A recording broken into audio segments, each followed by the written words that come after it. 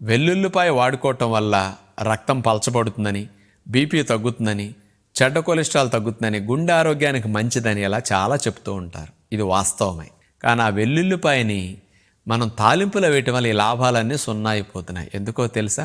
మరి తాలింపు వేసినప్పుడు నూనె 200 డిగ్రీల పైన వేడెక్కితే కానీ మరగదు. ఆ మరిగిన నూనెలోకి వెల్లుల్లిపాయని చిదిపేసి ఈ వెల్లుల్లిపాయను అందులో వేగనిచ్చేసరికి ఆ వేడికి ఈ వెల్లుల్లిలో ఉండే ఔషధ గుణాలన్నీ, ఈ లాభాలన్నీ నాశనం అయిపోతుంటాయి.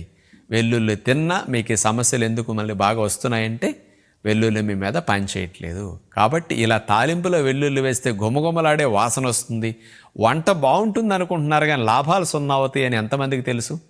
కాబట్టి వెల్లుల్లిని మీరు నూరేసి కూర ఉడికేటప్పుడు మధ్యలో గొజ్జు వేసేటప్పుడు, గ్రేవీలు వేసేటప్పుడు కానీ ఏదైనా మసాలా చల్లేటప్పుడు దాంతో వెల్లుల్లి వేసేసేయండి. వెల్లుల్లిలో పోషకాలు పోవు, ఫ్రెష్గా అయినా కూడా తినొచ్చు.